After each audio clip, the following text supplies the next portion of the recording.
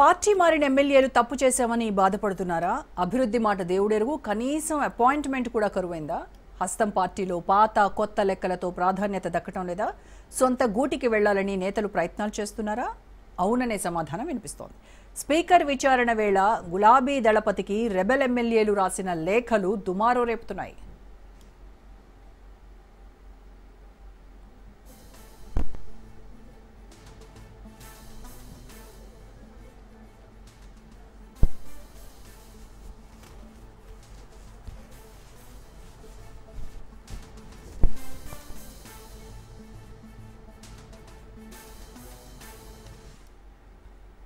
ప్రజా తీర్పును కాదని తెలంగాణ అసెంబ్లీ ఎన్నికల తర్వాత బీఆర్ఎస్ నుంచి గెలిచిన 10 మంది ఎమ్మెల్యేలు కాంగ్రెస్ కండువా కప్పుకున్నారు. పార్టీ మారిన వారిలో Khairatabad MLA Danam Nagender, station Ghanpur MLA Kadiyam Srihari, Bhadrachalam MLA Tellam Venkatrao, Banswada MLA Pocharam Srinivasareddy, Gadwal MLA Krishnamohan Reddy, Chevella MLA Kale Yadaiah, Rajendranagar MLA Prakash Goud, సేలింగంపల్ MLA Arikapudi Gandhi, Patancheru MLA Gudem Mahipal Reddy, Jagtial MLA Sanjay కుమార్లు ఉన్నారు.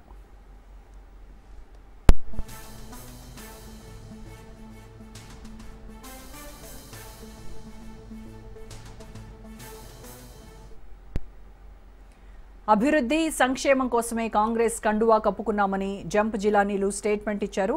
అయితే పార్టీ మారిన చోట ఆయా నియోజకవర్గాల్లో పాత కొత్త నేతలతో ఫిరాయింపు ఎమ్మెల్యేలకు తలనొప్పిగా మారిన సంఘటనలు కోకొల్లలుగా ఉన్నాయి. దీంతో పార్టీ మారిన 10 మంది ఎమ్మెల్యేలు చాలాసార్లు రహస్య సమావేశాలు ఏర్పాటు చేసుకున్నారు. పార్టీ మారి తప్పు చేశామని, ఇప్పుడు తమ రాజకీయ భవిష్యత్తు ప్రశ్నార్థకంగా మారిందని వాపోతున్నారట.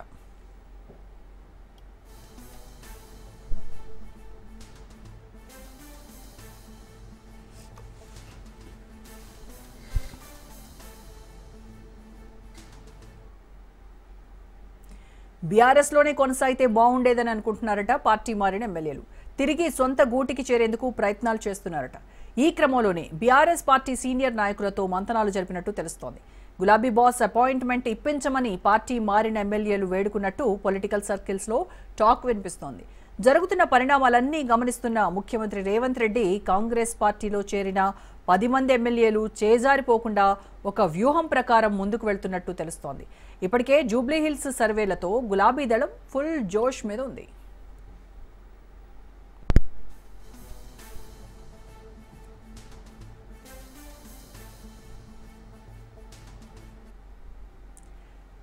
పది నియోజకవర్గాల్లో ఉప ఎన్నిక వస్తే బీఆర్ఎస్, బీజేపీ, కాంగ్రెస్ మధ్య త్రిముఖ పోటీ ఖాయం. అయితే 10 ఏళ్లలో చేసిన అభివృద్ధి సంక్షేమమే గెలిపిస్తోందని ధీమా వ్యక్తం చేస్తోంది బీఆర్ఎస్. 2 ఏళ్ల రేవంత్ పాలనపై ప్రజలు తీవ్ర ఆగ్రహంతో ఉన్నారని, మళ్లీ కేసీఆరే సీఎం కావాలని రాష్ట్ర ప్రజలు కోరుకుంటున్నారని గులాబీ నేతలు అంటున్నారు. తెలంగాణకు బీఆర్ఎస్ పార్టీనే శ్రీరామ రక్ష అని, జూబ్లీహిల్స్ ఉప ఎన్నికల్లో ప్రజలు కారు పార్టీకే జై కొట్టనున్నారనే టాక్ పొలిటికల్ సర్కిల్స్లో వినబడుతోంది.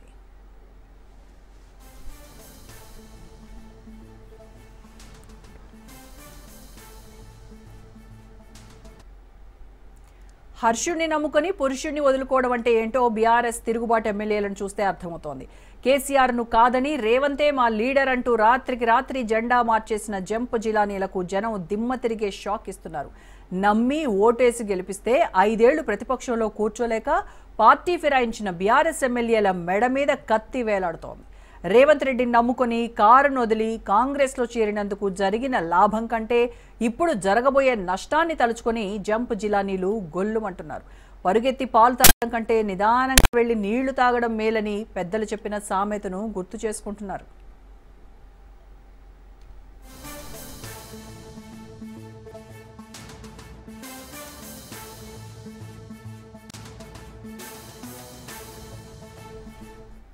రైట్, పార్టీ మారిన బీఆర్ఎస్ 10 మంది ఎమ్మెల్యేలు తిరిగి అదే గూటికి వెళ్లాలనేటువంటి ఆలోచనలో ఉన్నట్టుగా తెలుస్తుంది. రేవంత్ రెడ్డి చెప్పుడు మాటలు విని మేము పార్టీ మారాము, మేము తప్పు చేశాము, మా తప్పు తెలుసుకున్నాము అని గులాబీ దళపతికి లేఖ రాసేటువంటి ఆలోచనలో ఉన్నారు. అపాయింట్మెంట్ ఇవ్వమని కూడా బీఆర్ఎస్ నాయకులతో రికమెండేషన్ చేయించుకునేటువంటి ప్రయత్నాలు కూడా జోరుగా సాగుతున్నాయనేటువంటి వార్తలు వస్తున్నాయి. సో దీనిపైనే వాళ్ళ డిబేట్లో మనం మాట్లాడదాం. డిబేట్లో పార్టిసిపేట్ చేస్తున్నారు బీఆర్ఎస్ నాయకులు మాజీ ఎమ్మెల్యే బొల్లం మల్లయ్య యాదవ్ గారు. నమస్కారం అండి. మల్లయ్య యాదవ్ గారు, యా యా మేడం. అలాగే బీజేపీ నాయకులు ఆచార్య గారు మనతో జాయిన్ అయ్యారు. నమస్కారం ఆచార్య గారు. రైట్, మల్ల యాదవ్ గారు, పార్టీ మారినటువంటి 10 మంది బీఆర్ఎస్ ఎమ్మెల్యేలు తిరిగి బీఆర్ఎస్ గూటికి రావాలనేటువంటి ఆలోచనలో ఉన్నారు అన్నటువంటి సమాచారం ఉంది. ఏంటి వాళ్ళు తీసుకున్నటువంటి నిర్ణయానికి ఇప్పుడు పశ్చాత్తాపడుతున్నారు, రిగ్రెట్ అవుతున్నారు, గులాబీ దళపతికి సారీ చెప్తూ ఒక లేఖ రాస్తున్నారు, అపాయింట్మెంట్ కావాలి, మేము కేసీఆర్ని కలుస్తాము అని బీఆర్ఎస్ నాయకులతో రికమెండేషన్ కూడా చేయించుకున్నట్టుగా తెలుస్తోంది. ఏంటి, ఎంతవరకు వాస్తవం ఇది? తప్పకుండా శాసనసభ్యత్వం రద్దు అవుతుందనే ఒక భయంతో, ఆందోళనతో ఆ రోజు మూటల కోసం, ఫైర్వీల కోసం, డబ్బుల కోసం పోయిన వాళ్ళు ఈరోజు పశ్చాత్తాపడే పరిస్థితి వచ్చింది. ఏ పార్టీ మీద, గుర్తు మీదనైతే ప్రజలు అభిమానంతో, నమ్మకంతో విశ్వసించి పార్టీ అధినేత కేసీఆర్ గారి మీద నమ్మకంతో ప్రజలు ఓట్లేసారో ఆ నమ్మకాన్ని వమ్ము చేసి పార్టీ ఫిరాయించి వాళ్ళ స్వలాభం కోసం పోయిన వాళ్ళందరి మీద కూడా చర్యలు తీసుకోవాలని చెప్పేసి కోర్టుకు మెట్లెక్కితే, నిన్న మొన్నటి వరకు బుకాయించిన వాళ్ళు ఇవాళ ప్రత్యామ్నాయం వేరే మార్గం లేక ఏదో ఒక రకంగా తప్పించుకునే ప్రయత్నంలో మళ్ళీ మేము పార్టీల కోసం మమ్మల్ని తీసుకోండి అని చెప్పేసి వాళ్ళ ఊసర వెళ్ళి రాజకీయాల్ని బయట పెట్టుకుంటున్నారు. ఏది ఏమైనా ఈరోజు పార్టీ తప్పకుండా ఒక కఠినమైన నిర్ణయాలు తీసుకోవాలనే ఆలోచన ఉంది. కేసీఆర్ గారు ఎప్పుడైతే ఈ కష్టకాలంలో ప్రతిపక్ష హోదాలో ఉన్నప్పుడు పోరాటం చేయాల్సిన నాయకులు పోయి అధికార పక్షం పంచన చేరటం అనేది దురదృష్టకరం. దీని మీద ఎట్టి పరిస్థితులలో గోడ దూకిన నాయకుల్ని కఠినమైన చర్యలు తీసుకోవాలి. మళ్ళీ పార్టీలోకి తీసుకుంటే ఇదే సంస్కృతి కొనసాగుతుంది కాబట్టి అటువంటి సాంప్రదాయాన్ని కొనసాగకుండా ఉండటం కోసం కార్యకర్తల అభిప్రాయం మేరకు ఏది ఏమైనా తప్పకుండా వాళ్ళ మీద చర్యలు తీసుకోవాల్సిందే. సో వాళ్ళు ఎంత మేము పశ్చాత్తాపడుతున్నాము, మా తప్పు మేము తెలుసుకున్నాము అని చెప్పినప్పటికీ కూడాను బీఆర్ఎస్లో వాళ్ళకి చోటు లేదంటారు, ఎట్టి పరిస్థితుల్లో చేర్చుకునేటువంటి ఛాన్సే లేదు. కార్యకర్తల అభిప్రాయం మేరకు ఈరోజు ఎట్టి పరిస్థితులలో మళ్ళీ వాళ్ళని తీసుకోవద్దని ఆ నియోజకవర్గానికి ప్రాతినిధ్యం వహించే ఎమ్మెల్యేల మీద ఆ కార్యకర్తలే చెప్తున్నారు కాబట్టి పార్టీ అధిష్టానం కూడా అటువంటి నాయకుల్ని, ఫిరాయించే నాయకుల్ని తీసుకొని పార్టీ మళ్ళీ బజార్ను తీసుకురావడం బాగుండదని ఒక అభిప్రాయంతో ఈరోజు కేసీఆర్ గారు కఠినమైన నిర్ణయంతోనే ఎట్టి పరిస్థితుల్లో వాళ్ళని ఉపేక్షించేది లేదు అనే ఒక అభిప్రాయంతోనే ఉన్నారు. ఎట్టి పరిస్థితుల్లో వాళ్ళకి మళ్ళీ అటువంటి మినహాయింపు ఉండదు. ఓకే, అంటే రెంటా జెండా రేవడి అయినటువంటి సామెత వాళ్ళది అయ్యేటువంటి అవకాశం ఉందంటారా? ప్రజాస్వామ్యంలో అవసరం కదండి. తప్పకుండా నమ్మిన పార్టీని, నమ్మిన ప్రజల్ని, విశ్వసించి ఓట్లేసిన ప్రజల్ని నట్టేట ముంచి వాళ్ళ స్వలాభం కోసం గోడ దూకిన నాయకుల్ని మళ్ళీ ప్రోత్సహించే ఆలోచన బీఆర్ఎస్ పార్టీకి, కేసీఆర్ గారికి లేదు కాబట్టి తప్పకుండా వాళ్ళకి అటువంటి శిక్ష పడాల్సిందే. ప్రజాకోర్టులో శిక్ష అనుభవించక తప్పదు. రైట్, మనతో జాయిన్ అయ్యారు ఇప్పుడే లింగం యాదవ్ గారు, కాంగ్రెస్ అధికార ప్రతినిధి. నమస్కారం అండి లింగం యాదవ్ గారు. నమస్తే అండి. సో లింగం యాదవ్ గారు, ఏంటి రేవంత్ చెప్పినటువంటి మాటలు విని నమ్మి మేము బీఆర్ఎస్ను వదిలేసి కాంగ్రెస్ గూటికి చేరాము, బట్ మేము చేసినటువంటి తప్పు తెలుసుకున్నాము, మేము మళ్ళీ బీఆర్ఎస్కే వస్తాము అనేటువంటి ఒక రిగ్రెట్ అయ్యి వాళ్ళు తిరుగు ప్రయాణం అయ్యేటువంటి ఆలోచనలో ఉన్నారు అని తెలుస్తోంది. అంటే కాంగ్రెస్ పాలనలో రీజన్ ఏంటయ్యా అని అంటే, కాంగ్రెస్ పాలనలో రైతులు, మహిళలు, నిరుద్యోగులు వీళ్ళందరూ కూడా నానా గోసపడుతున్నారు, కాంట్రాక్టర్లు అయితే మరీ ఇబ్బందులు పడుతున్నారు, ఇవన్నీ మేము చూడలేము, ఏదో ఉద్ధరిస్తాడని అనుకుంటే ఇంకేదో జరిగింది, ఒకటి అనుకుంటే ఇంకోటి అయింది, కాబట్టి మేము వెనక్కి వెళ్ళిపోతాము అని మనకి విశ్వసనీయ వర్గాల బొగట్ట. ఏంటి నిజమెంత? గుడ్ ఈవినింగ్ అండి. ముందుగా మీకు, రాజ్ న్యూస్ ప్రేక్షకులకు, పెద్దలకు, ఉపానిస్టులకు, ఇవాళ తెలంగాణ ప్రజాప్రభుత్వం గౌరవనీయ ముఖ్యమంత్రి రేవంత్ రెడ్డి గారి ఆధ్వర్యంలో చేస్తున్నటువంటి అభివృద్ధి, సంక్షేమము, ప్రజాప్రభుత్వం ఇవాళ ప్రజలకు అందుబాటులో ఉంటూ ఇవాళ ముఖ్యమంత్రి గారు ఇవాళ ప్రజాప్రభుత్వం ముందుకెళ్ళడం జరుగుతుంది. ఇవాళ మీరన్నట్టు ఏదైతే ఎమ్మెల్యేలు ఏ పార్టీలు ఉన్నారో అనేది ఇవాళ ఎమ్మెల్యే గారే చాలా స్పష్టంగా చెప్పారు. ఇవాళ అల్టిమేట్ నిర్ణయం స్పీకర్ గారు తీసుకుంటారు. ఎందుకంటే భారత రాజ్యాంగం ప్రకారం ఎంపీలైనా ఎమ్మెల్యేలకైనా అక్కడ లోక్సభలో అయితే లోక్సభ స్పీకరు, ఇక్కడ అసెంబ్లీకి అసెంబ్లీ స్పీకరు, ఆ విధంగా వాళ్ళే నిర్ణయం తీసుకుంటారు. ఇవాళ ఇన్ని మాట్లాడుతున్నారు డిఫెక్షన్ గురించి, ఇవాళ వీళ్ళేదో పగటి కలలు కంటున్నారు, వాళ్ళేదో మళ్ళీ ఇదే గవర్నమెంట్ ప్రభుత్వం ఏం చేస్తుందని. ఇవాళ ప్రజాప్రభుత్వం ఏం చేస్తుంది? మేము ఇచ్చినటువంటి ఇవాళ మహిళలు, రైతులు, యువకులు, అదే విధంగా నిరుద్యోగ వృత్తి, యువత జాబులు ఇవ్వడం కానీ, ఇవాళ రేషన్ కార్డులు ఇవ్వడం కానీ, సన్న బియ్యం ఇవ్వడం కానీ, ఇవన్నీ ప్రజాప్రభుత్వం చేస్తుంది. ఇవాళ ఎమ్మెల్యేల గురించి మాట్లాడే, ఫిరాయింపుల గురించి మాట్లాడే కనీస నైతిక అర్హత ఈ బీఆర్ఎస్ నాయకులకు, బీజేపీ నాయకులకు ఉందా అండి? ఇవాళ ఇదే బీఆర్ఎస్ పార్టీ ఆనాడు కాంగ్రెస్ పార్టీ నుంచి గెలిచినటువంటి ఎమ్మెల్యేను చివరికి ఒక దళిత నాయకుడికి లీడర్ ఆఫ్ ది ఆపోజిషన్ ఇస్తే చూసి ఓర్వలేక తట్టుకోలేక ఒక దళిత నాయకుడు ప్రతిపక్ష నాయకుడుగా ఉండొద్దనే కుట్ర కోణంతో ఆనాడు కాంగ్రెస్ నుంచి గెలిచిన ఎమ్మెల్యేని జాయిన్ చేసుకున్నారు. టీడీపీ నుంచి చివరకు సిపిఐ నుంచి గెలిచిన ఏకైక ఎమ్మెల్యేని కూడా జాయిన్ చేసుకున్న గత పాలకులు ఇవాళ వాళ్ళ మాట్లాడే మీ దగ్గరకు వచ్చినటువంటి 10 మంది ఎవరైతే ఎమ్మెల్యేలు ఉన్నారో బీఆర్ఎస్ వాళ్ళు వెనక్కి వెళ్ళిపోతామంటుంటే బీఆర్ఎస్ వాళ్ళేమి సిద్ధంగా లేరు. వాళ్ళని తిరిగి పార్టీలోకి చేర్చుకోవడానికి, వాళ్ళకి హారతలు ఇచ్చి వీరతిలకం దిద్ది రమ్మని స్వాగతించడానికి వాళ్ళేమి సిద్ధంగా లేరు. పోమనే చెప్తున్నారు వాళ్ళ మొహం మీద. వీళ్ళేదో బీఆర్ఎస్ నాయకులు ఏదో పగటి కళ్ళు కలుతున్నారు.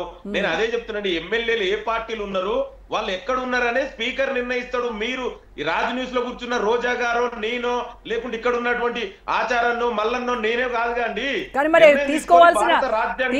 డెసిషన్ తీసుకోవాల్సినటువంటి స్పీకరే తీసుకోవట్లేదు కదా. ఎందుకు ఇంత డిలే ఎందుకు చేస్తున్నారు? 2 నెలలు ఎక్స్టెన్షన్ కావాలని ఎందుకు కోరారు చెప్పండి? ఎస్ రోజా గారు, మీరు సరైన ప్రశ్న అడిగారు. మేము ఆపోజిషన్ ఉన్నప్పుడు మా పార్టీ నుంచి లేదా టీడీపీ నుంచి సిపిఐ నుంచి బీఆర్ఎస్ లో జాయిన్ అయితే ఎప్పుడు నిర్ణయం తీసుకురండి? మరి అప్పుడు స్పీకర్ కు ఉన్నటువంటి పవర్స్ అవే కదా, ఇప్పుడు అవే. రాజ్యాంగం ఏం మారలే కదా. కొత్తగా భారత రాజ్యాంగం తెలంగాణకి ఏమైనా సపరేట్ కల్వకుంట్ల రాజ్యాంగమైనా అప్పుడు ఇంప్లిమెంట్ అయిందా?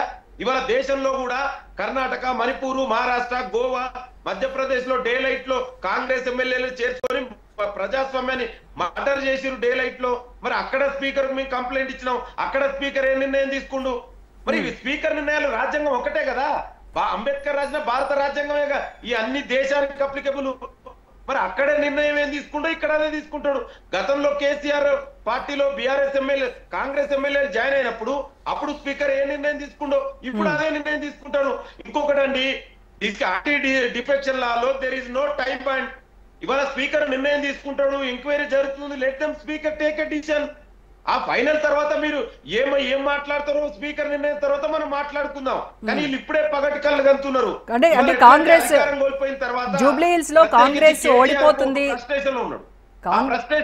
జూబ్లీ హిల్స్ లో కాంగ్రెస్ ఓడిపోతుందని గ్రహించినటువంటి ఎమ్మెల్యేలు మళ్ళీ తిరిగి వాళ్ళ పార్టీకి వెళ్ళిపోవాలనేటువంటి ఆలోచనలో ఉన్నారని చెప్తున్నారు. అంటే జూబ్లీ హిల్స్ లో కాంగ్రెస్ ఓడిపోబోతోందా నిజంగా? యా లింగం గారు. అండి రోజా గారు, ఇవాళ నవీన్ యాదవ్ గారిని జూబ్లీహిల్స్ లో డిక్లేర్ చేయడంతో ఇవాళ కాంగ్రెస్ పార్టీ నవీన్ యాదవ్ జూబ్లీహిల్స్ లో విజయం ఖాయమైంది. దీన్ని తట్టుకోలేక ఏ బేసిస్ పైన చెప్తున్నారు లింగం గారు? ఇవాళ ఇక్కడ ఉన్న మనందరం కూడా ఆలోచించాలి. లింగం గారు అభ్యర్థి నవీన్ యాదవ్ అభ్యర్థిత్వాన్ని ప్రకటించడంతో కాంగ్రెస్ విజయం ఖరారైంది అని చెప్తున్నారు. ఏ బేసిస్ పైన చెప్తున్నారు? ఇవాళ ప్రజా ప్రభుత్వం చేస్తున్నటువంటి అభివృద్ధి సంక్షేమ కార్యక్రమాలు ప్రత్యేకించి జూబ్లీహిల్స్ కు మరి ఆనాడు 10 ఏళ్లు తెలంగాణ పరిపాలించినటువంటి కేసీఆర్ ప్రభుత్వం ప్రత్యేకించి ఆనాడు మున్సిపల్ శాఖ మంత్రి ఉన్నటువంటి మరి కేటీఆర్ జూబ్లీహిల్స్ కి ఏం చేసిందండి? ఇవాళ మీరు చూడండి, చిన్న వర్షాలు వస్తా కూడా ఇవాళ ఇళ్ల కాలనీలకు నీళ్లు వస్తున్నాయి. జూబ్లీహిల్స్ అంటే ఏదో ఎలిట్ కాదండి, మెజార్టీకి ఇక్కడ ఉన్నటువంటి ప్రజలు పేద వర్గాలు, బస్తీల ప్రజలు. మరి ఆ బస్తీలకు drainage system, water, road connectivity, ఇండ్లు గాని ఇవన్నీ రేషన్ కార్డులు, ప్రజలకు నిత్యావసరాలు కావాలి కదా డే టు డే లైఫ్ లా. కనీసం రోడ్డు ట్రాఫిక్ క్లియర్ లేదు, ఒక డ్రైనేజ్ సిస్టమ్ ఏర్పాటు చేయలేదు. మరి ఇవన్నీ కూడా ప్రజా ప్రభుత్వం మీ 2 సంవత్సరాల కాలంలో కంప్లీట్ చేశారా? జూబ్లీహిల్స్ కి మీరు చేశారా? లింగం యాదవ్ గారు, జూబ్లీహిల్స్ కి 2 ఏళ్లలో మీరు చేశారా? కాంగ్రెస్ పార్టీ ఏం చేసింది చెప్పండి? డెఫినెట్ గా ఇవాళ మీరు 10 ఏళ్లలో చేయండి. మేము ఇవాళ ప్రజా ప్రభుత్వం రేవంత్ రెడ్డి గారి ఆధ్వర్యంలో ఇవాళ జూబ్లీహిల్స్ చేస్తున్నాం. రేషన్ కార్డులే తీసుకోండి, ఇవాళ గ్యాస్ కే తీసుకోండి, ఉచిత విద్య తీసుకోండి. ఉచిత విద్యుత్ ఇక్కడ వినియోగదారులు దాదాపు 20,000 కుటుంబాల పైన ఉన్నాయి. ఒక కుటుంబం అంటే ఇవాళ కాంగ్రెస్ ప్రజా ప్రభుత్వం మేము చేస్తున్నాం కదా అభివృద్ధి పేరు మీద. మేము రోడ్ల గురించి కాంగ్రెస్ ప్రభుత్వం ఏం పట్టించుకుంది చెప్పండి? రోడ్లు ఎంత అధ్వానంగా ఉన్నాయి, చినుకు పడితే చిత్తడయ్యేటువంటి పరిస్థితి, పల్లెటూర్లలో ఉన్నటువంటి రోడ్లే కాస్త నయంగా ఉన్నటువంటి పరిస్థితి. జూబ్లీ హిల్స్ అంటే మనకు తెలుసు హార్ట్ ఆఫ్ ద సిటీ. ఇప్పుడు మేమున్నది, మా రాజ్ న్యూస్ ఉన్నది కరెక్ట్ గా నడిబొడ్డున ఉంటుంది, జూబ్లీ హిల్స్ నడిబొడ్డున. రండి మా ఆఫీస్ చుట్టుపక్కల చూడండి రోడ్లు ఎంత అధ్వానంగా ఉన్నాయో ఒకసారి మీరు వచ్చి చూడండి. మీరు 2 ఏళ్లలో ఏం చేసింది చెప్పండి? నేనే రోజా గారు, అయితే కేటీఆర్ వేసిన రోడ్లు ఎవరైనా ఎత్తుకపోయిరా? లేదా కేటీఆర్ వేసినటువంటి డ్రైనేజ్ సిస్టమ్ ఇక్కడి నుంచి ఎవరైనా దొంగిలించిరా? ఎట్లాంటి ఇది వాళ్ళు చేయకపోవాలి. ఇవాళ ప్రజాప్రభుత్వం చేస్తుంది ఒక్కొక్కటిగా. మీరు విధ్వంసం చేస్తే విధ్వంసం నుంచి ఇవాళ పునర్నిర్మాణం వైపు ఇవాళ తెలంగాణ అడుగులేస్తుంది. మేము ఒక్కొక్కటిగా అమలు చేసుకుంటూ ప్రజలకు ఇచ్చిన వాగ్దానాలు అమలు చేసుకుంటూ ఇవాళ సంక్షేమ కార్యక్రమాలు చేసుకుంటూ ప్రత్యేకించి జూబ్లీహిల్స్ కు ఈ కాన్స్టిట్యున్సీని ఏ విధంగా, ఎందుకంటే ఇక్కడ పేదలు మధ్యతరగతి దిగువ మధ్యతరగతి బస్తీలలో ప్రజలు ఉంటారండి. పేరు జూబ్లీహిల్స్ అంటే ఇదేదో డెమోగ్రఫిక్ హై క్లాస్ ఉంటారని కాదు. మెజార్టీ వర్గాలు ఇవాళ బస్తీలలో ఉన్నటువంటి ప్రజలు, ఆ సమస్యల ప్రజలు మేము తీరుస్తున్నాం. అందుకే మాకు మద్దతు ఉంది. బీజేపీ నాయకులు ఆచార్య గారితో మాట్లాడదాం. ఆచార్య గారు, పార్టీ మారినటువంటి బీఆర్ఎస్ 10 మంది ఎమ్మెల్యేలు ఎవరైతే ఉన్నారో వాళ్ళు తిరిగి మళ్ళీ బీఆర్ఎస్ గూటికి చేరతాము అన్నటువంటి వార్తలు అయితే వస్తున్నాయి. వాళ్ళు అధినేత కూడా కలవాలి అనేటువంటి ప్రయత్నాల్లో ఉన్నారట. సో ఈ మొత్తం విషయాన్ని బీజేపీ పర్స్పెక్టివ్ నుండి చూస్తే మీకు ఏమనిపిస్తోంది? అంటే కాంగ్రెస్ ఉన్నటువంటి ఇంటర్నల్ వీక్నెస్ బయటపడింది అనుకోవాలా? ఎలా చూస్తున్నారు మీరు? Congress party first of all ఆ వ్యక్తులని కలుపుకోవడమే తప్పు.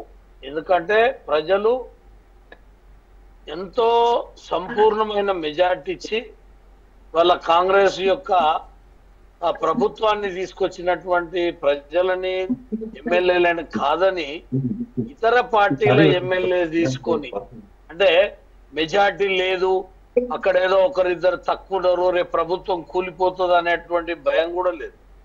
స్పష్టమైన మెజార్టీ ఉంది.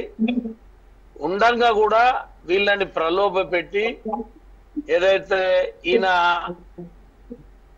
ఎమ్మెల్యేలను తీసుకొని చేసినటువంటి చర్య, గతంలో రేవంత్ రెడ్డి మాట్లాడింది ఏంటంటే ఎవరైతే పార్టీ మారుతారో వాళ్ళని రాళ్ళ తీసుకొని కొట్టాలి అని చెప్పి ఒక బ్రహ్మాండమైనటువంటి స్పీచ్ ఇచ్చినటువంటి వ్యక్తి రేవంత్ రెడ్డి. కాంగ్రెస్ అప్పుడు ఎమ్మెల్యేలు బీఆర్ఎస్ లకు పోవడం, బీఆర్ఎస్ ఆ రకంగా చేసిండ్రు, ఇలా వాళ్ళు అనుభవిస్తున్నారు. ఏదైతే బీఆర్ఎస్ చేసిందో సేమ్ ఈ కలియుగం ఎట్లయిపోయిందంటే జబ్కా జబ్, ఇప్పుడే చూడాలి. ఇక ఆయన ఏం చేసిండో, ఆయన చేసినప్పుడు కాంగ్రెస్ వాళ్ళు ఏం బాధపడ్డారో ఇవాళ సేమ్ టు సేమ్ బీఆర్ఎస్ వాళ్ళు అదే బాధపడ్డారు వాళ్ళ ఎమ్మెల్యేలు పోయినందుకు. మిత్రుడు మాట్లాడుతూ బీజేపీ ఇట్లా చేసింది, ఆడ తీసుకుంది, ఈడ తీసుకుందని. మేము కర్ణాటకలో తీసుకున్నాం, మీకు తెలుసో లేదో. 18 మంది ఎమ్మెల్యేలు రాజీనామా చేసి మళ్ళా పోటీ చేపించి బీజేపీ గెలిచిన కాడికి బీజేపీ సింబల్ మీద తీసుకున్నాం.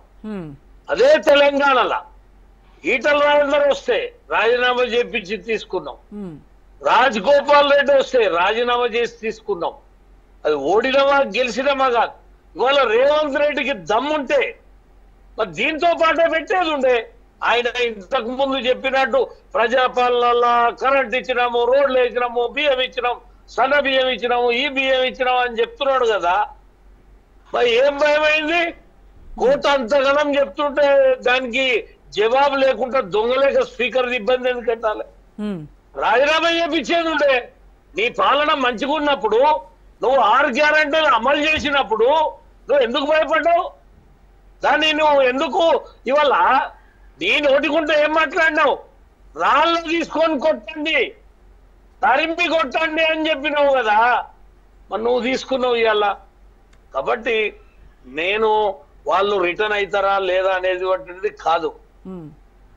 అటువంటి ఆనాడు బీఆర్ఎస్ లకు పోయిన నాయకులు, ఈనాడు కాంగ్రెస్ లకు వచ్చిన నాయకులు, వీళ్ళని ప్రజలు బుద్ధి చెప్పాలి. ఇక పార్టీలు చెప్తాయని నేను అనుకోను. ఎందుకంటే ఎవరికి అవసరం ఉంటే వాళ్ళు తీసుకుంటుర్రు, చేస్తుర్రు. అది ఏ పార్టీలో తీసుకొని, అది బీజేపీ తీసుకున్నదా, కాంగ్రెస్ తీసుకున్నదా, టిఆర్ఎస్ తీసుకున్నదా? ఈ 10 మంది ఎమ్మెల్యేల శాసనసభ్యత్వం కనుక రద్దయితే బీజేపీకి వచ్చే లాభం ఏంటి? ఎలా ఉంటుందంటారు? బీజేపీకి లాభం వస్తుందా? లాభం కాదండి. మీకంటూ ఒక గెలుపుపై ఒక నమ్మకం అయితే ఉంటుంది కదా. కొన్ని 10 స్థానాల్లో ఉప ఎన్నికలు వస్తే ఇప్పుడు గెలవచ్చు, గెలవకపోవచ్చు, కానీ మేము పోటీ అయితే చేయాలి. మేము పోటీ చేసి ఏదైతే ప్రజాస్వామ్యంలో మనకు ఉన్నటువంటి హక్కుని మనం తీసుకోవాలి. మేము ఏమంటున్నామంటే ఇవాళ వీళ్ళు చేసింది, ఇప్పుడు ఆనాడు బీఆర్ఎస్ చేస్తే కాంగ్రెస్ చాలా బాధపడ్డది కదా. అదే పని ఎందుకు చేసిండ్రు రేవంత్ రెడ్డి? గెలకపోవడం తర్వాత ప్రజాస్వామ్యబద్ధంగా పోటీ అయితే చేయాలన్నారు. అదే స్ట్రాటజీతో జూబ్లీ హిల్స్ లో కంటెస్ట్ చేశారా? గెలవాలనేటువంటి పట్టుదలతో ప్రచారం చేస్తున్నారు. ఎలక్షన్లల్లా ప్రతి వ్యక్తి గెలవాలన్నా నేను చేస్తాం. అక్కడ కూడా ఇవాళ జూబ్లీ హిల్స్ ఏదో బై ఎలక్షన్ వచ్చిందంటే ఒక విషాదకరమైన సంఘటనతోటి చనిపోవడం తోటి వచ్చింది. ఇక్కడ సానుభూతి కొరకు ఒకరు ప్రయత్నం చేస్తున్నారు, ఇవాళ ప్రభుత్వ సంక్షేమ పథకాల అభివృద్ధి చేసినామని ఒకరు ప్రయత్నం చేస్తున్నారు. ఇవాళ ఈ రెండు పార్టీలు ఇప్పుడు 2 ఏళ్ళు అయింది బీఆర్ఎస్ పోయి, ఈ 2 ఏళ్ల కింద గెలిచిండ్రు. ఇవాళ కాంగ్రెస్ ప్రభుత్వం వచ్చింది. ఈ రెండు ప్రభుత్వాలు మనం చూసినాము. బీజేపీకి అవకాశం ఇవ్వండి అని మేము పోటీ చేస్తున్నాం, గెలవాలనే ప్రయత్నం చేస్తున్నాం. గెలిచేటువంటి దిశలోనే ట్రయాంగిల్ పోటీ నడుస్తున్నది. వీళ్ళు అనుకోవచ్చు 2 పార్టీలే నడుస్తున్నాయి, బీజేపీ లేదు, లేకపోతే ఇట్లా అట్లా అని వాళ్ళు అనుకోవచ్చు. ఇప్పుడు గతంలో ఏదైతే బై ఎలక్షన్లు వస్తే మీ పార్టీని ప్రచారమే చేసుకొని ఇవ్వట్లేదు కదా, సమావేశాలకు పర్మిషన్లే ఇవ్వట్లేదు. ఇవాళ బండి సంజయ్ గారిది అనుమతి ఇచ్చి రద్దు చేసిర్రు. భయపడుతున్నారు. భయపడి దాన్ని ఇప్పుడు ఒక నాణ్యానికి బొమ్మ బొరుసు, వీళ్ళిద్దరూ ఒకే నాణ్యం. వీళ్ళు మళ్ళీ ఏమంటారు, కాంగ్రెస్ అయినేమో బీజేపీ, బీజేపీ అయిన బీఆర్ఎస్ అయినేమో బీజేపీ కాంగ్రెస్ ఒకటి అంటారు. ఇక ఇది వాళ్ళకి అలవాటు అయింది. ఇప్పుడు కాదు, అది బీఆర్ఎస్ ప్రభుత్వం ఉన్నప్పుడు కూడా గివే మాటలు. ఇప్పుడు కాంగ్రెస్ ను ఓడగొట్టడానికి బీఆర్ఎస్ బీజేపీ ఒకటై పనిచేస్తున్నాయి అనేది. ఇప్పుడు బీఆర్ఎస్ కు వాళ్ళకు సంబంధాలు ఉన్నాయి. వాళ్ళ ఎమ్మెల్యేలు వీళ్ళ దాంట్లోకి పోతారు, వీళ్ళ ఎమ్మెల్యేలు వాళ్ళ దాంట్లోకి పోతారు. వాళ్ళు ఒకటి. వీళ్ళందరూ ఒక్క బొమ్మకు బొరుసు నాణ్యం లేక వీళ్ళు. కాబట్టి ఇవాళ మేము ఒకటే చెప్తున్నాం, 2 సంవత్సరాలు అయ్యింది. వాళ్ళ జూబ్లీ హిల్స్ లా వీళ్ళు చేసిన అభివృద్ధి ఏందో అంటే గతంలో చేయలే కదా, అంటే గతంలో చేయనందుకే వాళ్ళ ప్రభుత్వం పోయింది, వాళ్ళని గెలవనీయలే. ఇలా ప్రజలు వాళ్ళని తిరస్కరించారు, మాకు కూడా ఓట్లేయలే. మీరు మంచిగా చేస్తారని మీ 6 గ్యారంటీలను నమ్మి వేసిండ్రు. చెప్పను ఇలా జూబ్లీ హిల్స్ 6 గ్యారంటీలు అమలైనాయా? ఇవాళ నువ్వు చెప్పినవన్నీ అమలవుతున్నాయా? వాళ్ళ ఒకటే, మేము సన్న బియ్యం ఇస్తున్నాం, మేము రేషన్ కార్డులు ఇస్తున్నాం, మేము అది ఉద్యోగాలు ఇస్తున్నాం, మేము ఇది చేసినాం, మేము అది చేసినాం అంటే చెప్పొచ్చు. వాళ్ళ బీఆర్ఎస్ ప్రభుత్వం కూడా డబుల్ బెడ్రూమ్ ఇండ్లు కట్టింది. ఎవరికి ఇచ్చింది? ఇచ్చిందా లేదా అని ప్రజలు తెలుసుకొని వాళ్ళని ఓడగొట్టిరు. ఇవాళ నీ ఇండ్లు కూడా ఎవరికి వచ్చినాయి? ఊరికి 4, 5, 10 ఇండ్లు ఇస్తే అవి ఎవరికి వచ్చినాయి? మల్లయ్య యాదవ్ గారితో మాట్లాడదాం. ఎస్ రైట్, మళ్ళీ మాట్లాడతాను ఆచార్య గారు మీతో. సో మల్లయ్య యాదవ్ గారు, ఎన్ని గిమ్మిక్కులు చేసినా కూడా గెలుపు మాత్రము కాంగ్రెస్ పార్టీదే అని చెప్పేసి ప్రభుత్వం మాత్రం చాలా ధీమాతో ఉంది. గెలుపు మాదే, జస్ట్ మెజారిటీ ఎంత వస్తుంది అనేటువంటి ఒక చిన్న ఎంతూజియాజం తప్ప గెలుపు అయితే కన్ఫర్మ్ అయిపోయింది. మేము అభ్యర్థిని ప్రకటించే నాటికే మా విజయం ఖరారైనట్టే లెక్క అని చెప్తున్నారు. ప్రజలు స్వచ్ఛందంగా ఓటు ఇస్తే మేము గెలుస్తాం. ఓటర్లు కాకుండా వాళ్ళు పోలీసు దిగ్బంధం మధ్యన, లేకపోతే బూత్ ఏజెంట్లని భయపెట్టి వాళ్ళకున్న పోలీసు వ్యవస్థను ఉపయోగించుకొని అధికారాన్ని అడ్డం పెట్టుకొని మరి బూతులలో అక్రమాలకు పాల్పడితే వాళ్ళు గెలుస్తారనే ఒక ధీమా ఉంటే వాళ్ళకు ఉండొచ్చు. కానీ ప్రజాస్వామ్యయుతంగా నిర్భయంగా ఓటేసుకునే పరిస్థితి ఓటర్కు తీసుకొచ్చి న్యాయబద్ధంగా ఎన్నికలు నిర్వహిస్తే, అధికారాన్ని ఉపయోగించకుండా పోలీసు వాళ్ళని రంగంలోకి దింపి భయభ్రాంతులని, ఓటర్లని, అక్కడ ఉన్న లీడర్లని భయభ్రాంతులకు గురి చేయకుండా స్వచ్ఛందంగా ఎన్నికలు నిర్వహిస్తే గెలుపు ముమ్మాటికి అఖండమైన మెజారిటీతో గెలుపు మాదే. మరి వారు అధికార పార్టీలో ఉండి మేమే గెలుస్తామని అంటే మరి మిషన్లను ఏమన్నా తయారు చేస్తున్నారా, లేకపోతే ఇంకేమన్నా చేస్తున్నారా, వాళ్ళు ఏం మంత్రాన్ని ఉపయోగిస్తున్నారో తెలియదు. కానీ ఈ రోజు ప్రజలలో ఉన్న అభిప్రాయం, అధికార పార్టీ మీద ఉన్న వ్యతిరేకత, మేము మనిషిని కలుస్తా ఉన్నాం. ప్రతి ఓటర్ని దాదాపుగా బీఆర్ఎస్ నాయకులు ప్రతి ఓటర్ని ఇంటింటికి కలుస్తా ఉన్నాం. ఎక్కడ చూసినా కానీ కాంగ్రెస్ ని తిట్టి ఎన్ని తిట్లున్నాయో అన్ని తిట్లు తిడుతున్నారు. తప్పకుండా మేము బీఆర్ఎస్ కి అండగా నిలబడతామని చెప్తున్నారు. మేమే కాదు, ఇంకో 10 ఓట్లు ఇప్పిస్తామని చెప్పేసి అభయం ఇస్తున్నారు. ఇటువంటి పరిస్థితులలో మరి వాళ్ళు ధీమాన్ని వ్యక్తం చేస్తున్నారు అని అంటే ప్రజాస్వామ్యయుతంగా ఎన్నికలు జరిగితే, స్వచ్ఛందంగా ఎన్నికలు జరిగితే, ఓటర్లే ఓటు వేసుకుంటే 100% అఖండమైన మేయాడితోని గెలుపు కారుదే బీఆర్ఎస్దే. యా, అయితే మీరేమో బుల్డోజర్ వర్సెస్ కార్కి 10 ఏళ్ల అభివృద్ధికి అండ్ 2 ఏళ్ల డిస్ట్రక్షన్కి మధ్య జరుగుతున్నటువంటి ఒక ఎన్నికగా మీరు చెప్తుంటే, ఆల్రెడీ కారు పంచర్ అయిపోయి గరాజ్లో ఉండింది, ఇంకా కారు గురించి మాట్లాడడమే అనవసరం అని కాంగ్రెస్ వాళ్ళు అంటున్నారు. వాళ్ళు అంతకు మించి ఏం మాట్లాడగలుగుతారు? వాళ్ళకు వాళ్ళు సమాధానం చెప్పుకోలేని పరిస్థితులలో లేరు. ఈరోజు బుల్డోజర్ పేరు మీద ఏం జరుగుతుంది అని అంటే భయభ్రాంతులకు గురవుతున్నారు. చప్పుడు ఇస్తే భయభ్రాంతులకు గురయ్యి నైట్ ఉలికిపడి లేస్తున్నారు. ఎప్పుడు మా ఇల్లు కూలిపోతుందో, ఎప్పుడు వచ్చి మామూలుగా తట్టపుట్ట సర్దుకొని బొమ్మంటారు అనే భయభ్రాంతులకు గురయ్యి సామాన్య ప్రజలు ఉలికి పడుతూ ఉన్నారు. ఇటువంటి పరిస్థితులలో 6 గ్యారంటీల పేరు మీద అయ్యాల మహాలక్ష్మి పథకం కింద 2500 వస్తాయని ఓటేసిన అక్క చెల్లెళ్ళు 2000 బదులు 4000 ఇస్తామని చెప్పిండు రేవంత్ రెడ్డి. వస్తాయేమో అని చెప్పి ఆశతోనే వేసిన అమ్మమ్మలు, పెద్దమ్మలు, చిన్నమ్మలు, ఈ రకంగా అనేక మంది గ్యాస్ పేరు మీద గ్యాస్ వస్తుందని, ఉచిత విద్యుత్ వస్తుందని చెప్పేసి 200 యూనిట్ల లోపల ఉన్న వాళ్ళందరికీ కూడా ఉచిత విద్యుత్ వస్తుంది అని చెప్పేసి అనేక రకాల హామీలు ఇస్తే ఆ హామీల ముసుగులో మాయ మాటలతో మభ్యపెట్టి ఓట్లు వేయించుకున్న రేవంత్ రెడ్డి ఆఖరికి మొండి చేయి చూపిస్తే ఈరోజు ప్రత్యామ్నాయం లేక ఇబ్బంది పడుతున్న వాళ్ళందరూ కూడా సామాన్యులు తప్పకుండా ప్రత్యామ్నాయంగా బీఆర్ఎస్కే ఓటేయాలా, చెంపపెట్టి సమాధానం చెప్పాలి అనే ఒక ఆలోచనతో సామాన్యులు ప్రజలు వాళ్ళందరూ ఉన్నారు. ఈరోజు బుల్డోజర్ తిరుగుతున్న మాట వాస్తవమే కదా. కోర్టు కూడా పోయి ఆస్కారం లేకుండా శనివారం, ఆదివారం రోజున తీసుకొచ్చేసి తెల్లారుజామున ఎప్పుడు తీసుకొచ్చి పెడతారో, ఏ ఇల్లు కూలిపోతుందో అనే భయాందోళన మధ్యన ఉక్కిరి పిడికిళ్ళల్లో ప్రాణం పెట్టుకొని బతుకుతున్నారు కదా సామాన్యులందరూ కూడా. ఇటువంటి దుశ్చర్యలకు బాధపడుతున్న రేవంత్ రెడ్డి సర్కార్కి యావత్ తెలంగాణ ప్రజానికం తరపున సమాధానం చెప్పడానికి జూబ్లీహిల్స్ నియోజకవర్గ ప్రజలు సిద్ధంగా ఉన్నారు. ఇక్కడ మాది క్యారేజ్ కార్లో ఉందా, గ్యారేజ్ ఇంకొక కాడ ఉందా, నిన్న మొన్నటి వరకు మామూలుగా డిపాజిట్ కూడా రాని సందర్భాలు కాంగ్రెస్ లో కూడా ఉన్నాయి. 10 సంవత్సరాల కాలంలో పోటీ చేయడానికి అభ్యర్థులు దొరకలేదు, తిరగడానికి నాయకులు దొరకలేదు. అటువంటి పరిస్థితులలో, అనుకోని పరిస్థితులలో 10 సంవత్సరాల కాల వ్యవధిలో ఒకసారి మార్పు కోసం అని చెప్పేసి రేవంత్ రెడ్డి సర్కార్కి కాంగ్రెస్కి అవకాశం ఇచ్చారు. ఇచ్చినంత మాత్రాన అదే వాళ్ళు ఏదో శాశ్వతంగా ఉంటారు అధికారంలో డైరీ చేస్తున్నారు కదా. ఇవాళ ప్రజలు కాంగ్రెస్ హయాంలో ఏం జరిగింది, తెలంగాణ రాకముందు ఈ తెలంగాణ పరిస్థితి, సుదీర్ఘ కాలం పాటు పరిపాలించిన కాంగ్రెస్ హయాంలో సుదీర్ఘ కాలం పాటు ప్రజలు ఎటువంటి ఇబ్బందులు పడ్డారు, తెలంగాణ వచ్చిన తర్వాత 10 సంవత్సరాలల్లా ఎక్కడికో మామూలుగా పొట్ట చేత పట్టుకొని బతుకుదెరువు కోసం వేరే ప్రాంతాలకు పోవాల్సిన మనం ఈ రోజే అస్సాము, వేరు ప్రాంతాల నుంచి, బీహార్ నుంచి, ఛత్తీస్గఢ్ నుంచి, వేరు ప్రాంతాల నుంచి మన దగ్గరకు వచ్చేసి ఉపాధి పొందే పరిస్థితికి ఏ రకంగా ఎదగలిగినా దానికి కారణం కేసీఆర్ గారే కదా, బీఆర్ఎస్ఏ కదా అని చెప్పేసి ప్రజలందరూ కూడా చర్చించుకుంటున్నారు. అన్ని రకాలుగా ఉపాధి, ఉద్యోగ అవకాశాలు పోగొట్టి ఈరోజు ఆర్థిక వ్యవస్థని మొత్తం చిన్నాభిన్నం చేసి అప్పుల పాలు చేసిండు అని చెప్పేసి ఒకవైపు బదనాం చేస్తుండే, నన్ను కోసుకొని తిన్నా కానీ ఏం రాదని చెప్పేసి ఉద్యోగస్తుల కోసమే మాట్లాడిన రేవంత్ రెడ్డి సర్కారు ఇక ఉంటేంది, ఊడితేంది, దీనివల్ల వచ్చే ప్రయోజనం ఏముంది, ఎంత తొందరగా ఎన్నికలు వస్తాయా, ఎన్నికలకు వచ్చిన కాడ మేము రుజువు చేయాలి, ప్రజలలో ఏ వ్యతిరేకత ఉంది, ఎటువంటి తిరస్కార భావం ఉంది అనేది చూపించాలి, రుజువు చేయాలనే ఆలోచనతో ఇలా ప్రజలందరూ ఉన్నారు. అనుకోని కారణాల వల్ల జూబ్లీహిల్స్ లో ఈరోజు ఉప ఎన్నిక పాపం గోపీనాథ్ గారి మరణం వల్ల వచ్చింది. తప్పకుండా ఆ మూల్యం చెల్లించుకోక తప్పదు.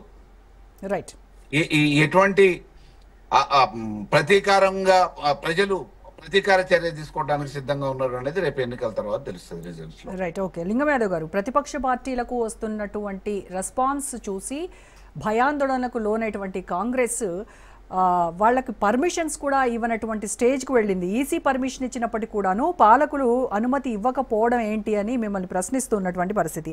రాష్ట్రంలో దారుసలం పాలన నడుస్తోందా అని అడుగుతున్నారు. ఎంఐఎం ఎందుకు ఇంత పోలీసులు ఎందుకు ఎంఐఎంకు తొత్తులుగా మారిపోయారని అడుగుతున్నారు.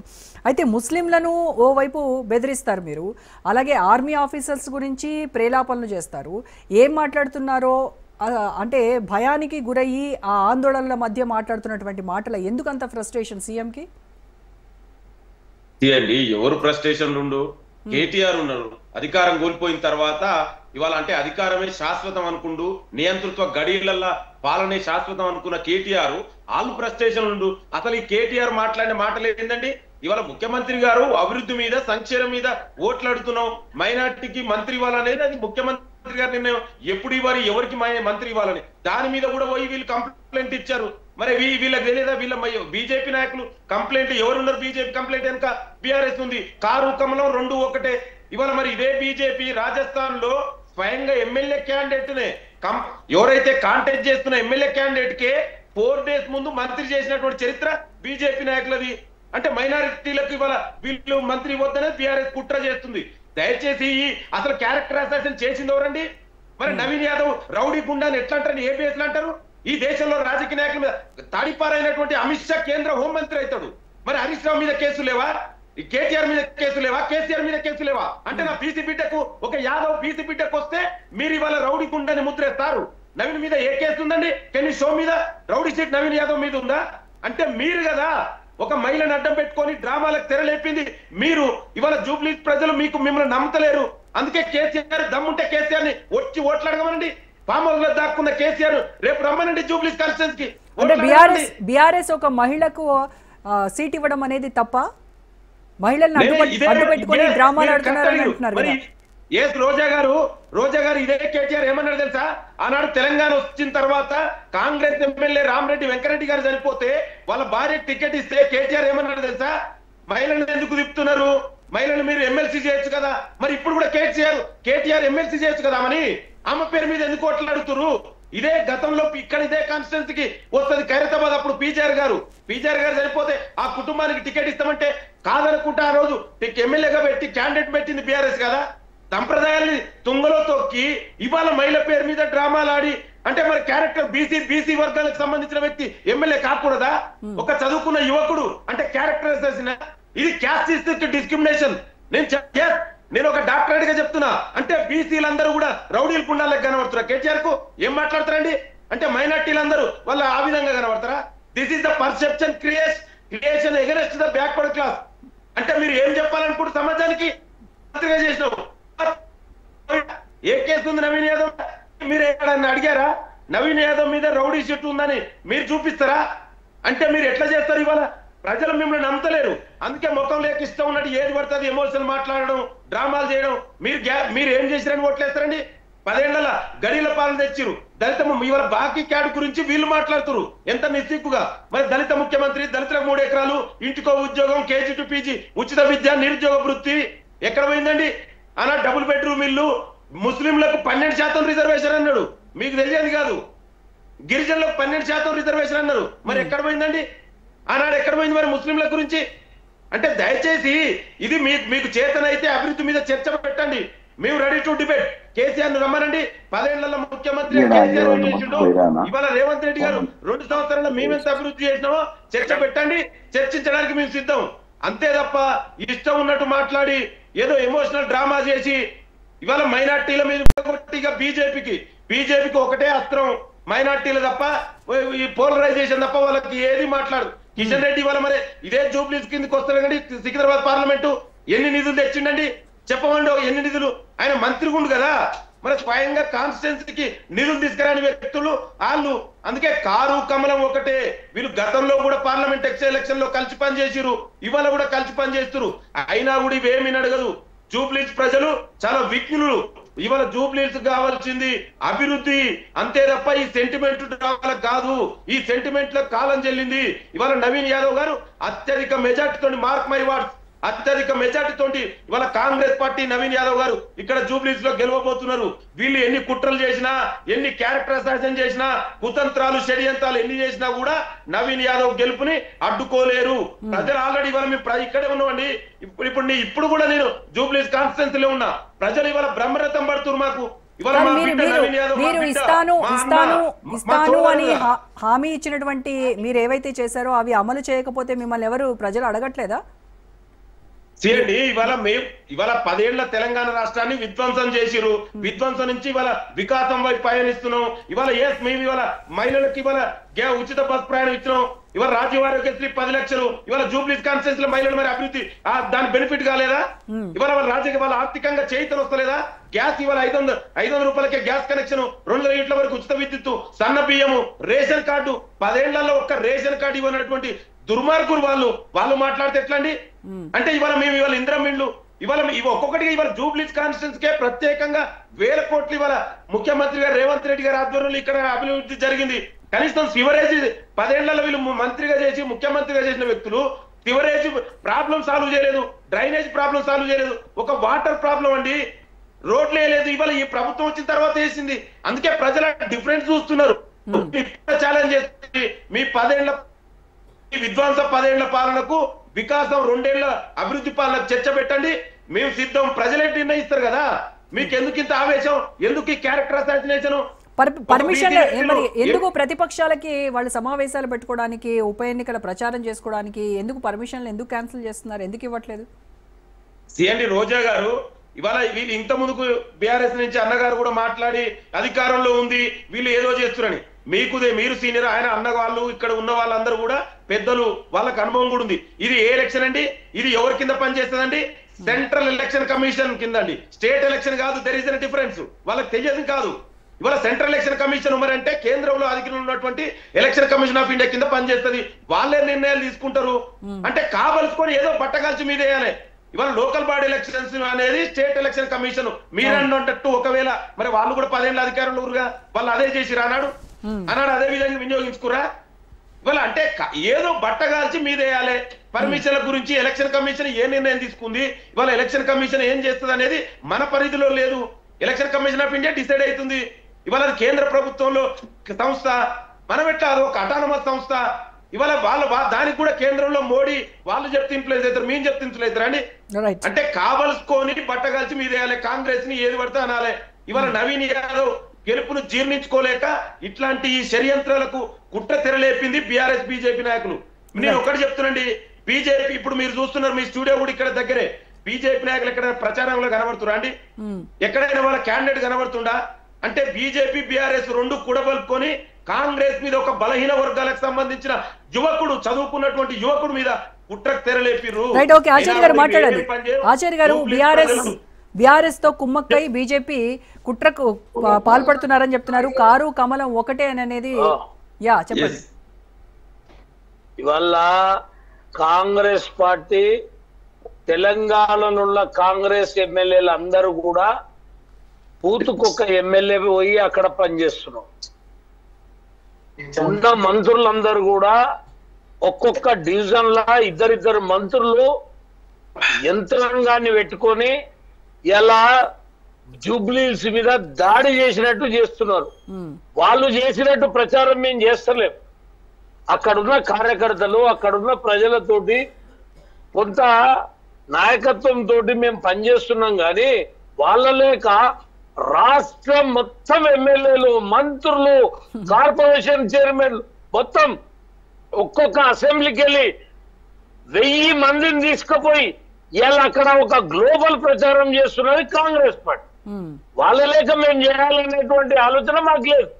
గతంలో కూడా ఏదైతే మునుగోడు కానీ లేకపోతే హుజూరాబాద్ కానీ అక్కడ ఏ రకంగా అయితే బీఆర్ఎస్ పార్టీ అప్పుడు చేసిందో సేమ్ మక్కి ఇవాళ అధికారంలో వీళ్ళు చేస్తున్నారు.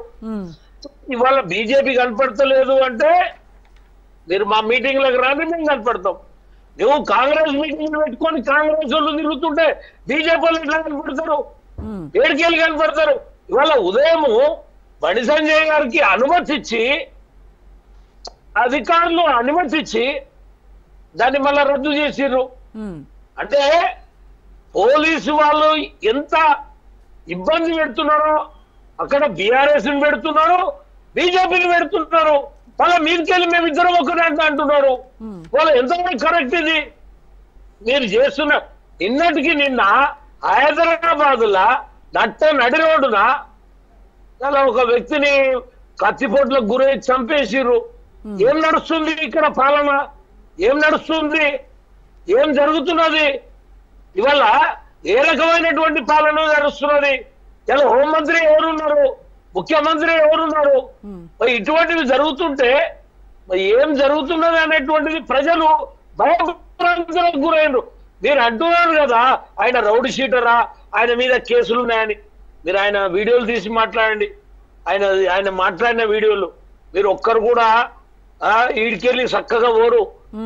ఆయన కేవలము బీఆర్ఎస్ నో బీజేపీనో భయపెట్టిస్తున్నాడు. మీ కాంగ్రెస్ వాళ్ళకు కూడా అల్టిమేటం ఇచ్చాడు. మీరు కథలు చేస్తే మీకెళ్ళి చక్కగా పోవని వాళ్ళ నాయన ఏమన్నాడు, ఏదో కాంగ్రెస్ పార్టీ నన్ను ఏం మాట్లాడుతుంటే ఊపుకుంటున్నా, లేకపోతే చూపిస్తుంటే అన్నాడు. అంటే ఇదంతా గుండాగిరి, దాదాగిరి, రౌడిజము మీరు చూపించేది కాదా ఇది? ఒక పక్కన కత్తిపోట్లు మీరు సీఎం రేవంత్ చెప్తున్నాడు కదా, కాంగ్రెస్ పార్టీకి ఓటేయకపోతే సంక్షేమ పథకాలు బంద్, లేకపోతే తెలంగాణ మొత్తానికి తెలియదు భయపెడుతున్నాడు. ఒక ముఖ్యమంత్రి భయపెడుతున్నాడు. ఇక ఇంతకు పెద్ద కంటే గుండాయిజం ఇంకెక్కడ ఉంది చెప్పండి మీరు? వాళ్ళ లింగమన్న ఎలక్షన్ మేనిఫెస్టో మొత్తం చదువుతాడు, ఎప్పుడు కానీ అన్ని 50 స్కీములు చదువుతాడు. ఇవన్నీ మేము ఇస్తున్నాడు. అరే 5 మందికి 10 మందికి ఇవ్వడాన్ని ఇస్తాడా? అన్ని స్కీములు పెట్టి ఒక 5 మందికో 20 మందికో 30 మందికో సిలిండర్లు, కొద్ది మందికి కరెంటు, కొద్ది మందికి ఇట్లా ఎవరైనా చేస్తారు అట్లా. అది కాదు, సంపూర్ణమైన అభివృద్ధి జరగాలి, సంపూర్ణమైన సంక్షేమం జరగాలి. ఆచార్య గారు, ఇప్పుడు బీఆర్ఎస్ జూబ్లీహిల్స్ ఎన్నికల ప్రచారానికి వెళ్ళినప్పుడు అక్కడ ప్రజలకి 10 ఏళ్లుగా వాళ్ళు ఏం చేశారు, మళ్ళీ మా కనుక అధికారం ఇస్తే మేమేం చేస్తాం అనేది వాళ్ళు చెప్తూ ఉన్నారు. కాంగ్రెస్ వాళ్ళు ఈ 2 ఏళ్లలో ఏం అభివృద్ధి చేశారో వాళ్ళు చెప్తున్నారు. మరి బీజేపీ ఏ రకమైన ప్రచారం చేస్తోంది? మీరు తెలంగాణకు ఏం చేశారు అనేది, ఏం చేయబోతున్నారు ఏందనేది 100% మేము చెప్తున్నాం. ఈ తెలంగాణకి ఎన్ని నేషనల్ హైవేస్ వచ్చినాయి, ఎన్ని రైల్స్ వచ్చినాయి, ఎన్ని బుల్లెట్ ట్రైన్లు వచ్చినాయి, ఎన్ని విధాలుగా ఈ సిటీల ఇంటర్నల్ రోడ్స్ కూడా, ఇప్పుడు మనం ఉప్పల్కెళ్ళి పోయే నేషనల్ హైవే రోడ్ కావచ్చు, ఇవన్నీ ఇంటర్నల్ బ్రిడ్జిలకు కూడా కేంద్ర ప్రభుత్వం నిధులు ఇచ్చింది. ఇవన్నీ ఇప్పుడు మిత్రుడు లింగమన్న ఒక మాట అన్నాడు, కిషన్ రెడ్డి గారు ఏమన్నా ఈ నియోజకవర్గాన్ని ఎంపీలు కేంద్ర మంత్రులు డైరెక్ట్ మూట కట్టుకొని తెచ్చి ఇక్కడ పంచేటట్టు ఉంటుందా? ఏది ఇచ్చినా కేంద్రం రాష్ట్రానికి ఇవ్వాల్సిందే. రాష్ట్ర ప్రభుత్వం ఫెడరల్ సిస్టమ్ లా వాళ్ళు డెవలప్మెంట్ చేయాల్సిందే. ఇవాళ డ్రైనేజీ వ్యవస్థ కావచ్చు, ఎలక్ట్రిసిటీ వ్యవస్థ కావచ్చు, ప్రజల యొక్క గృహ నిర్మాణం కావచ్చు, శాంతి భద్రత, ఇవన్నీ ఎవరి కంట్రోల్ ఉంటాయి? డైరెక్ట్ సపరేట్ గా జేబులో పెట్టుకొని తీసుకురానికి ఉంటుందా కేంద్ర మంత్రులకు? ఒకసారి కాంగ్రెస్ 7-8 మంది మంత్రులు ఉన్నారు ఆంధ్రప్రదేశ్ లో, కేంద్ర మంత్రులు. ఇట్లనే మూటలు కట్టుకొచ్చిరా ఎవరంతలాడు? ఇది ఒక సిస్టమ్ ఉంటది. ఇవాళ మీ పరిపాలన మీద బాగలేదు, మీరు ఇచ్చిన మాట బాగలేదని మేము ఓటు అడుగుతాం. అంతేగాని మీరు ఓటు అయిపోతే మీ సన్న బియ్యం బంద్ చేస్తాం, మీ స్కీములు బంద్ చేస్తామని ఇక గుండాగిరి చేస్తున్నారు మీరు.